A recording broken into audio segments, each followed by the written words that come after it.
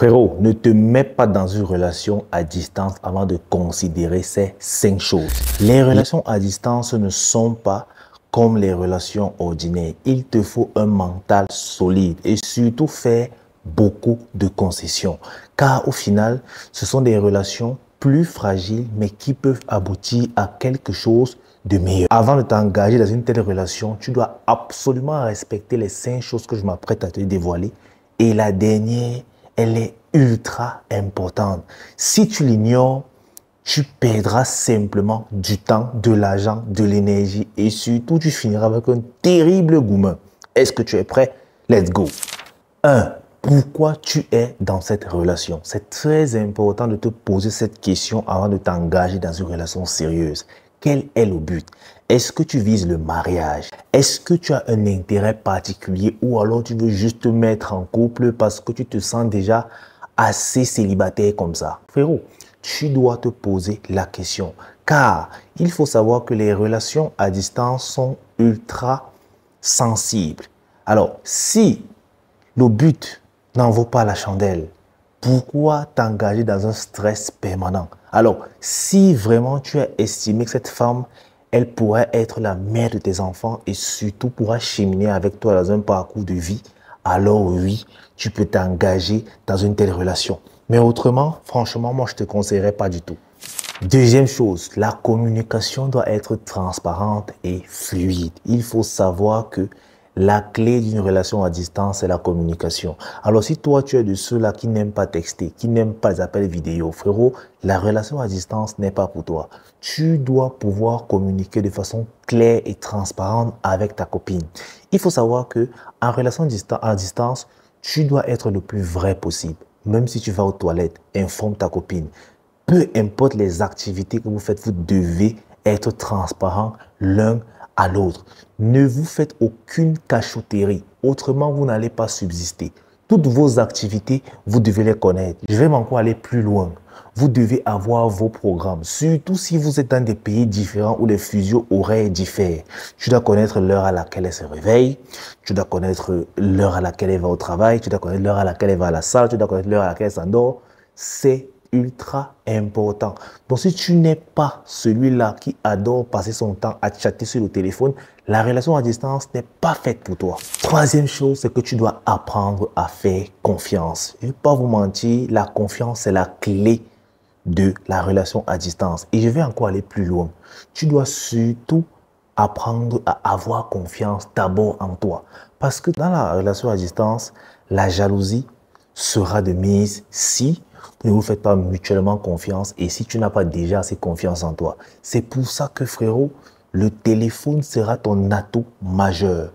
Vous pouvez faire les dates au téléphone. Elle va dans son restaurant, tu vas dans ton restaurant et vous vous filmez, vous faites un date virtuel. Vous pouvez même faire des activités ensemble comme cuisiner. Pendant qu'elle cuisine, frérot, tu en appelles vidéo, elle t'explique et tout. C'est ça qui va en fait apporter la connexion émotionnelle dans une relation à distance. Parce que si vous voulez vous comporter comme si vous étiez dans une relation standard, ça ne marchera pas. Déjà qu'il y a tellement de contraintes dans une relation à distance. Alors, il faut être le plus disponible possible et surtout le plus ouvert. Parce que malheureusement, si tu n'es pas prêt, ça ne sert à rien. La quatrième chose, c'est que tu dois connaître le langage de ta partenaire. Ceci est déjà important dans une relation normale, mais c'est encore plus important dans une relation à distance. Malheureusement, les hommes aiment les femmes comme eux, ils aimeraient qu'on les aime. Et pourtant, ce n'est pas la même chose. Frérot, elle pourrait avoir un langage de l'amour différent au tien. Par exemple, toi, ton langage d'amour, c'est le moment de qualité. Tandis que elle, ça peut être les cadeaux. Si son langage d'amour, c'est les cadeaux, frérot, arrête d'être radin. C'est pas parce que vous n'êtes pas dans le même pays que tu ne peux pas lui offrir des cadeaux.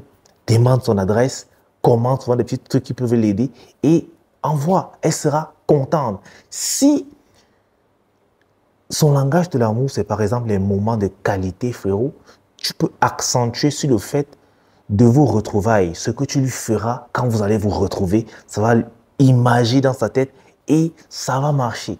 Si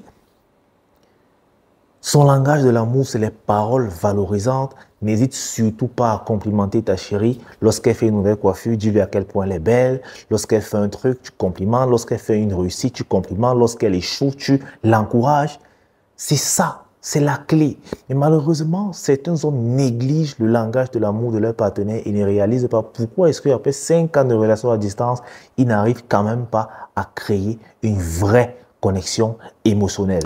Et enfin, la cinquième chose, tu dois savoir quand est-ce que tu dois te retirer de cette relation. Oui, si tu appliques les 4 choses plus haut, tu sauras exactement quand ta copine ne sera plus intéressée. Lorsqu'elle commence à te cacher des trucs, lorsqu'elle te dévoile des informations, lorsqu'elle n'est plus trop disponible pour toi, quand tu proposes une activité peut-être par appel vidéo, elle est occupée à faire autre chose, ça doit te mettre la puce à l'oreille que cette femme a déjà peut-être trouvé ton remplaçant. Mais malheureusement, certains ne comprennent pas ça et ils continuent à s'époumoner pour sauver une relation qui n'existe plus. Les gars, vous devez savoir quand est-ce qu'il est temps pour vous de partir. Parce que oui, il faut savoir que la relation à distance en 2025 est un gros risque. Okay? On est à moins de 10% de résultats. Alors, pour prendre ce risque, il faudrait vraiment que la fille en vaut la chandelle et surtout, garde en tête que ça peut ne pas marcher. Et la probabilité est élevée. Et quand ça arrive, tu dois être au courant le plus tôt. Mais malheureusement, la femme ne te le dira pas. Elle te le fera comprendre de par son comportement qui va changer vis-à-vis de toi. Et tu le verras très clairement si tu as respecté les 4 premières choses. Donc frérot, moi je te conseillerais à l'idéal de te mettre en couple avec une fille dont on peut vous voir chaque jour. Mais si ce n'est pas le cas et que tu trouves que celle qui est au Canada ou bien à l'autre bout du monde est celle qu'il te faut, aujourd'hui, le téléphone a brisé les barrières. C'est toute cette vidéo. J'espère qu'elle t'aura aidé si tu es dans cette situation et surtout que tu auras appris quelque chose. Alors, si ce genre de contenu t'intéresse, tu likes, tu t'abonnes, tu partages et tu me donnes ton avis en commentaire si tu es actuellement dans une relation à distance ou si tu envisages de l'être. Et surtout, frérot, si tu veux en savoir plus sur les relations hommes-femmes, visite ma boutique et commande l'un de mes e-books ou une de mes formations sur comment aborder ou maîtriser l'art du flirt. Allez, peace.